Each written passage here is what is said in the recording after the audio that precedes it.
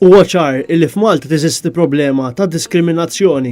Di problema ta' razzizmu jien iltaqa' magħha mhux fuq personali manka fuq ix-xogħol tiegħi, jiena naħdem bħala ners, anka affarijiet sempliċi li huma affarijiet żgħar li huma xorta ta' razzizmu. Pereżempju jidħollok pazjent u nsejħulu pereżempju Mr. X meta dal-pazjent ikollu isem. Kliem l-infermiera Maltija Mali Bukadi li tkellmet fi dialogu miftuħ dwar il-qtil razzjali tal-Assana Sissé għal kollegi tagħha studenti universitarji u l-pubbliku Malti li nżammet fl-Università ta' Malta mill-Fakultà Tisħiħ tas-Soċjetà bit-tema Storja ta' mibeda razzjali inwieġbu bil-paċi.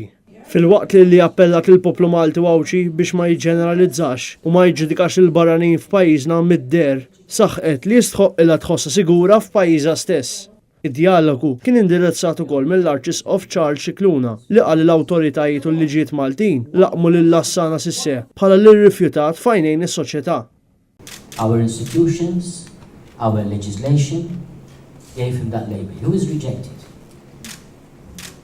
We are here because at the end he was physically eliminated. So his story is a trajectory of rejection and elimination, which we need to address. Huwa sellem il-parruċċjani Balzanin talli fosthom jintegraw lil dawn in-nies f'eżempju klassiku ta' soċjetà Maltija integrata.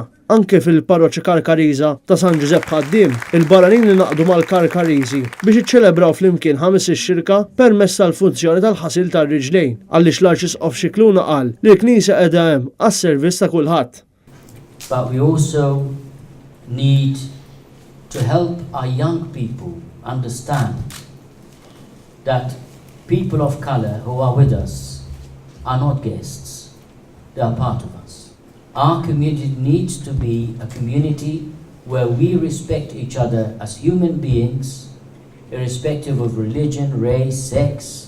Tkellimna mad-dekan tal-Fakultà Tisħiħ tas-Soċjetà, il-Professur Andrew Azzappardi, dwar il-messaġġ li l-istess università ridet wassal lill-istudenti universitarji permezz ta' dan id-dialogu. Naħseb l-iktar ħaġa importanti li nispondu għalija hija li impoġġu flimkien u li nitkellmu flimkien għalhekk dan id-dialogu li huwa bbażat fuq prinċipju fondamentali ħafna li huwa l-paċi. Ma l-ewwel qabel kollox irdu impoġġu u ndialogaw. Jekk mhux se nagħmlu hekk, is-sitwazzjoni jaf issir anki aktar traġika.